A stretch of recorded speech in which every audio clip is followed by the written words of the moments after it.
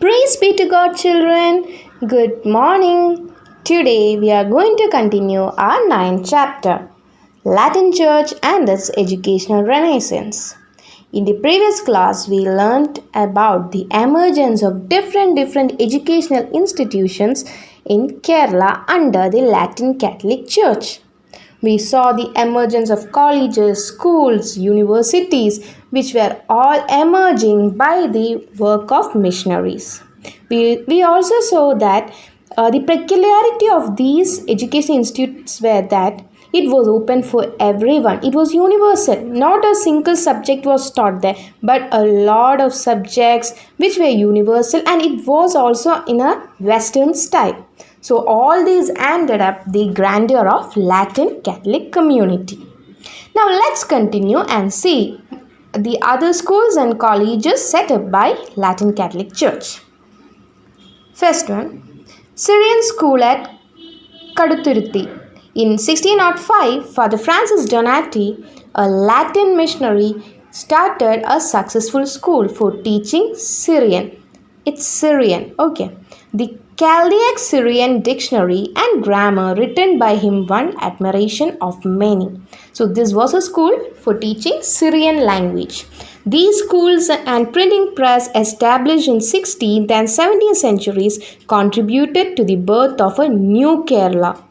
Moreover, the introduction of Western education prepared a thirst for knowledge. Many people started getting interested in gaining knowledge because the system of education was a Western style. From Kozhikode, Kollam and Kochi, several people completed their higher studies from Coimbra University in Portugal and universities in Rome. Members from the royal houses of Kochi and Kozhikode also went abroad to study in these institutions. See, this was a school, right? After studying here, they were able to move on for higher studies in Portugal and other universities in Rome. So not only the Latin community, not only the Catholic community, but also the members of the royal houses. We know they are from a different religion, but it's not an issue. Our church is universal. So, from royal houses of Kochi and Kozhikode also went to abroad to study in these universities. Latin missionaries were so successful in creating a thirst for knowledge. Steps for higher education. The elementary schools, church schools established in the 16th century were taken over by Jesuit priests and Carmelite friars. They upgraded these schools into high schools. This opened the door for high school education. So in older times, studying up to 8th standard or 7th standard was a big deal. After that, it is known as a higher studies, and the high school is a very far thing for those who belong to a lower community or a poor community.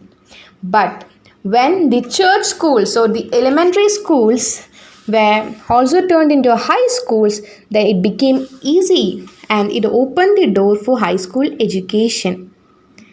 The minor seminary established at Varapura in 1666 was shifted to Puttanpalli in 1886.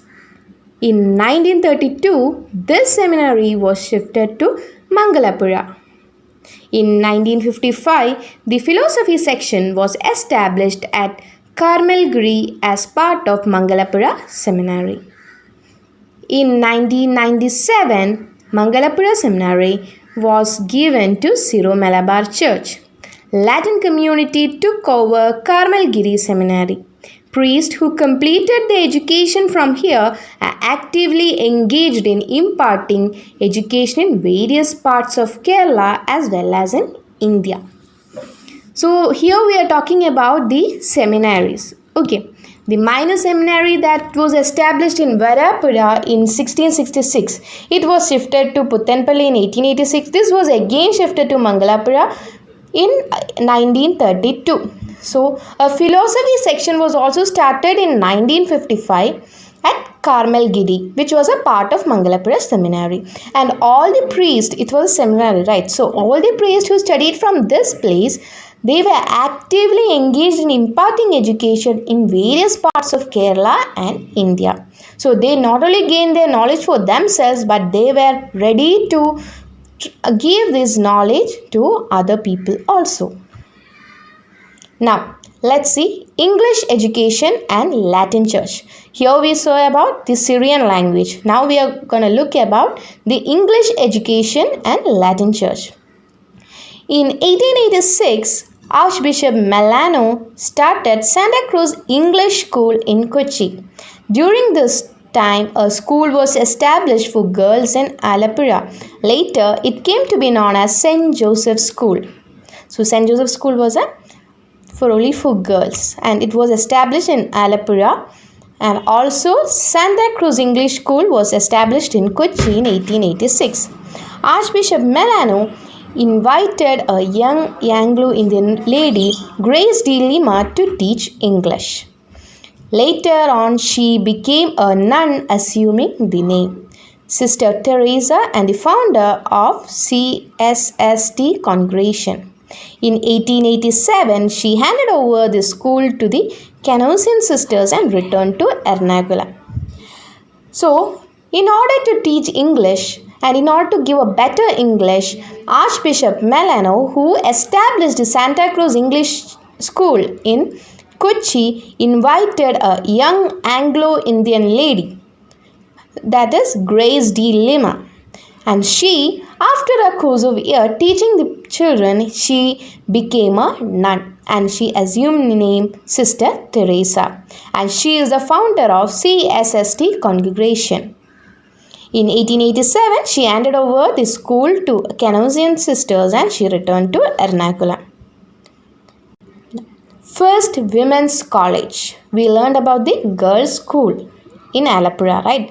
Now let's see about the first Women's College. See why it is important about the girls' school and women's college, because at those times, see the time is the 19th century, beginning of 19th century. So at that time, the education for girls was a very big deal because they were not allowed to get educated. They can't go home.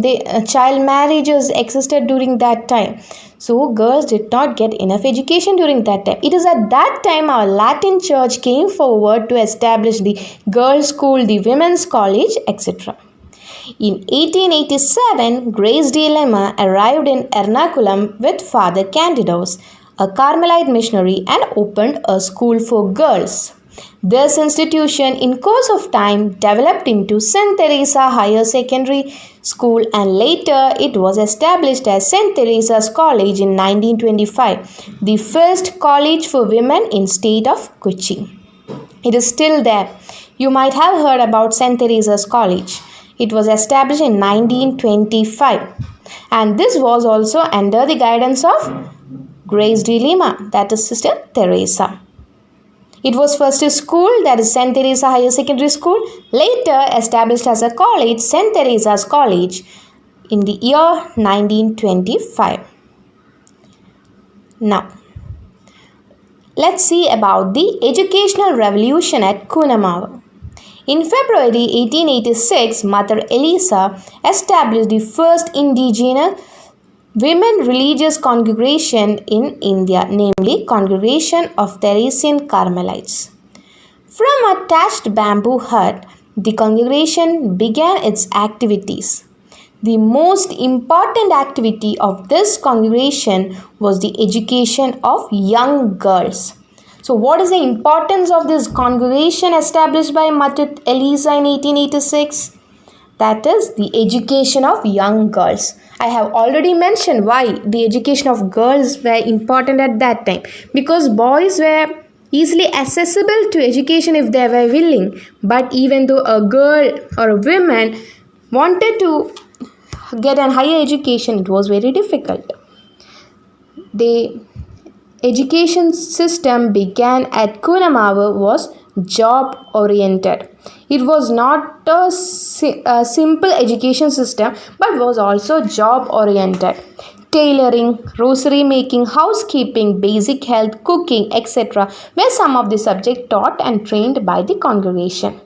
See, education means not only simply studying the physics, maths, history and chemistry, but here it was also well job oriented. Like at those time, a woman should get her own living. That is the tailoring, rosary making, housekeeping, basic health, cooking, etc. were some of the subjects that were taught and trained by congregation. Today, CTC, that is Congregation of Theresian Carmelites Congregation, has several education institutions within and outside Kerala. See, it has emerged as a large congregation. St. Saviour's College in Aluva is prominent among them. From the beginning of 19th century itself, educational activities were taken up by the Latin Church in all seriousness at Kollam, Alappuzha and Kochi. We have seen that. We have seen about the educational system, education institutions emerging in Kollam, Alappuzha, Kochi, right? And we have not heard the other places like Trivandrum or something. But what we heard the most is these places. During those days, the government did not give any help for education. See, that is a very important point. The government did not give any help for education. But that it is at that time the Latin missionaries worked for the education of the people there. Latin Church built these institutions from the lowly contributions, a handful of rice and coconuts given by the faithful. See, they did not have enough fund. They cannot ask someone. The government did not help. Then how did these institutions emerged? It was just simply by the handful of rice or a coconut that was given by the faithful. This was only the funds that they got. The Latin Church in Kerala can proudly acknowledge that the future leaders of Kerala were educated at these institutions.